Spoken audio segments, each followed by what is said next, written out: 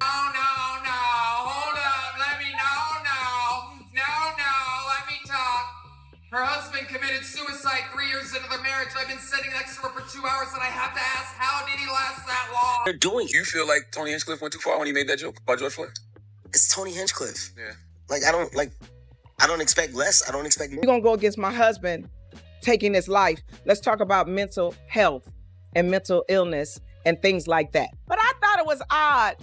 Why are you shooting at the big dog? But as they say, you shoot at the king and you miss. Well, they shot at the queen and they missed, and I lit them up. I was doing sketches that were funny, but socially irresponsible. The Kevin Hart roast turned into a major public embarrassment, and now Dave Chappelle is reportedly upset with Kevin for backing some of the comedians who took the stage. And according to people said to be close to Dave, the issue goes beyond that George Floyd joke. The bigger problem, they claim, is connected to what happened with Sheryl Underwood. Here's what reportedly went down. Kevin Hart is facing heavy criticism after several controversial jokes were allowed to air during his Netflix roast. One moment that sparked a lot of reaction came when Tony Hinchcliffe made a joke about Sheryl Underwood's late husband, who passed away in 1990 after struggling with depression. People online quickly called the remark disrespectful, and the backlash started moving fast. Hold up, let me talk. Her husband committed suicide 3 years into their marriage. I've been sitting next to her for 2 hours, and I have to ask, how did he last that long? Then Hinchcliffe made a joke about George Floyd, which immediately sparked controversy online. According to reports and reactions from those watching, Kevin appeared to find the moment funny, and that only added to the criticism. You've done good, though, Kevin. The black community is so proud of you. Right now, George Floyd is looking up at us all, laughing so hard that he can't breathe. God bless you, Kevin. As for Shane Gillis, he made a joke that referenced lynching, and it quickly became another controversial moment of the night. Critics pointed out that Kevin seemed to enjoy the bit, which brought even more attention to the backlash. Be up here saying a lot of racist, terrible things tonight, but yeah, you guys like that? But not me. I'm not going to be doing that. I've got a nice PG short joke that I'd like you guys to be a part of, okay? Kevin is so short. Kevin's so short that they're going to have to lynch him from a bonsai tree.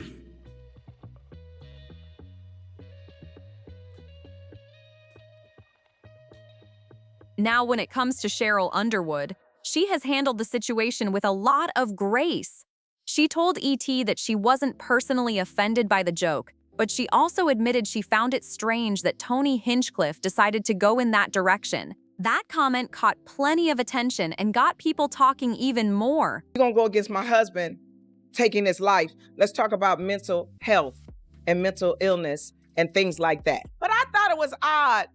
Why are you shooting at the big dog? But as they say, you shoot at the king and you miss. Well, they shot at the queen and they missed, and I lit them up. But the spotlight has really shifted onto Kevin Hart.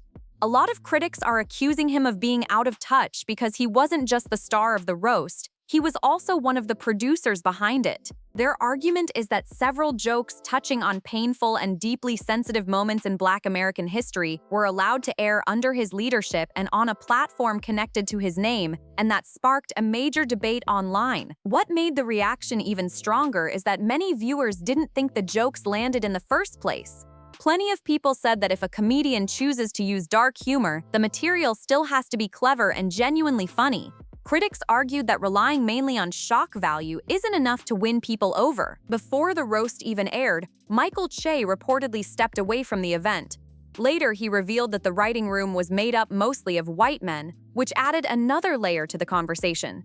Since this was Kevin's production, that detail drew even more scrutiny. Then the discussion intensified further when Kevin appeared on The Breakfast Club and publicly defended Tony Hinchcliffe. It wasn't a tasteful joke to our culture, to our audience, but our audience that's watching the roast, if you're watching the roast, you get why they're doing it. You get why the racial humor is on the table. Like, it's not, I wasn't shocked. Tony told a joke. It wasn't a tasteful joke to us.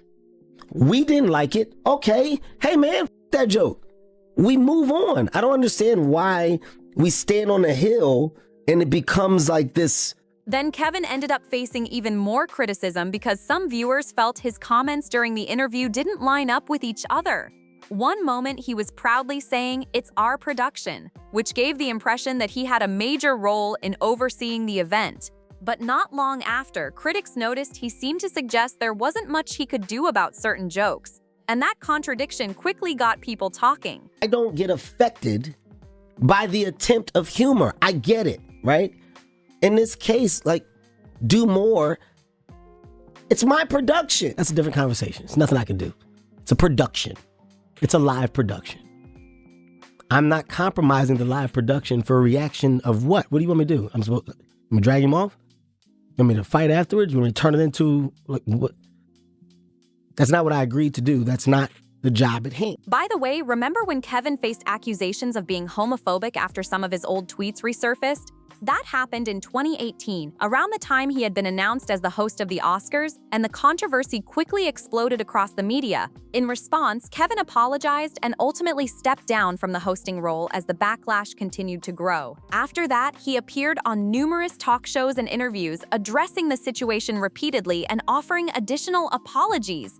Many people felt he went out of his way to show remorse and explain his position, while others argued that the controversy remained a major topic despite those efforts. Sad because I know who I am. I know I don't have a homophobic bone in my body. I know that I've addressed it. I know that I've apologized. I don't want to step on that stage and make that night about me and my past. Critics have pointed to what they see as a double standard in Kevin's response to different controversies.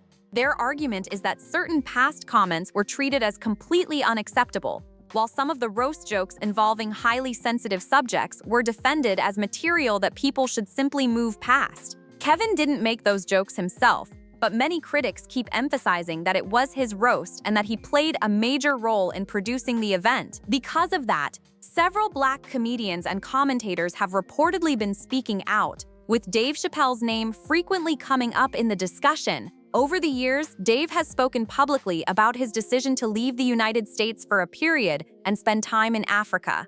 After returning, he discussed concerns he had during his time at Comedy Central, saying he felt pressure around certain types of comedy and questioning how some audience members were reacting to the material. According to Dave, there were moments when he felt some people weren't laughing with him, but were instead laughing for reasons that made him uncomfortable. And that realization left a lasting impact on how he viewed those situations. I was doing sketches that were funny, but socially irresponsible.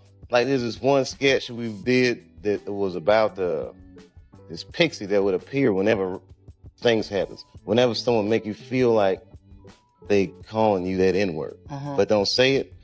But the pixie was in blackface because this was going to be the visual personification of the N-word. But what I didn't consider is the way people use television is subjective. So then when I'm on the set and we're finally taping the sketch, somebody on the set that was white laughed in such a way, and was the first time I'd ever gotten a laugh that I was uncomfortable with. So this is where many people see a major difference between the two situations. Dave Chappelle has spoken in the past about walking away from huge opportunities because he was uncomfortable with certain expectations surrounding his work and how some audiences were responding to it. Supporters often point to that decision as an example of him choosing principle over a massive paycheck. Critics of Kevin Hart, meanwhile, argue that he took a very different approach. They claim he helped produce a show that featured several controversial moments and chose to stand behind it as the backlash grew. That's why some people are drawing comparisons between the two comedians and debating how each has handled industry pressure and public criticism. At the same time, opinions on Dave today are far from unanimous. Some observers argue that his more recent choices have sparked their own controversies and raised questions about whether he still represents the same stance that made headlines years ago. That's an ongoing debate all by itself. But shifting back to Kevin, Dave isn't the only name being brought into the conversation. Many people have also started revisiting comments Katt Williams made during his appearance on Club Shay Shay.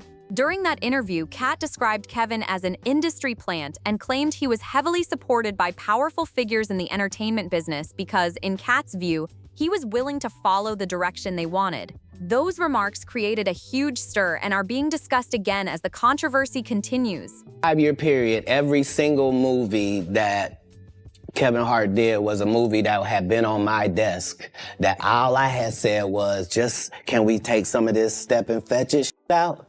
And then I can do it. Like, it don't need to be overtly homosexual, because I'm not homosexual, right? It doesn't need that to be funny, right? And me saying that and them going, oh yeah, no problem. And then going to give it to this other guy and having him do it just like it was. And acting like I'm a bad person because I keep standing on my standard. But, yeah, it's interesting, but I wouldn't change it for the world. It was for a while. And we use them for a while until somebody says that ain't a good word. We should stop saying that. Correct. That don't make people feel good. And we stop saying the word. And we move on to another word. You can't say the R word. You can certainly say special needs. Yeah. You can certainly say spectrum. Be slow. There are things that you can say to get your point that don't have to hurt people. Right. But you would know that if what you did was construct the English language for a living, then you would understand that part. Kevin told you he wasn't gonna wear no dress until they offered him the dress, and then he put it on. And what did he say after he wore it? I made my own decision. Duh. But you didn't make it before they brought it up, did you? It's okay. So here's the point Katt Williams was making, at least from the perspective of his supporters.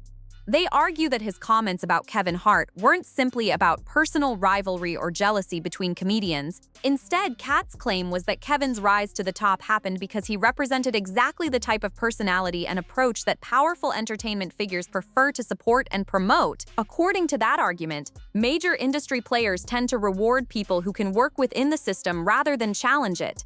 Supporters of Katt's view say the entertainment business often favors individuals who are seen as reliable, cooperative, and unlikely to create problems for the people in charge. That's the broader point they believe he was trying to make. Some critics have also questioned where the boundaries are when it comes to controversial comedy. They argue that certain topics seem to be treated differently from others, leading to ongoing debates about what is considered acceptable and what remains highly sensitive. Those discussions have fueled even more arguments about consistency in the entertainment world and who ultimately decides where the lines are drawn. From that perspective, Kevin's handling of past controversies is often brought up as an example. Critics point out that when the Oscars backlash happened, he responded quickly, apologized, and spent considerable time addressing the issue publicly. Supporters would say that showed accountability, while critics argue it demonstrated a willingness to follow industry expectations. That disagreement remains a major part of the conversation. People making comparisons to Dave Chappelle often highlight his decision years ago to walk away from a reported $50 million opportunity. To them, that move represented independence and a refusal to go along with something he wasn't comfortable with. Dave has also spoken publicly about the criticism and scrutiny he faced afterward, which only added to the debate over how the industry treats performers who push back against the system. And yes, many people would argue that Dave Chappelle has changed over the years, but supporters of Katt Williams' criticism say that only reinforces the larger point he was making. Their view is that the entertainment industry often operates exactly as intended, rewarding certain behaviors and discouraging others. Because of that, some critics don't see the roast controversy as a simple mistake or an unexpected situation.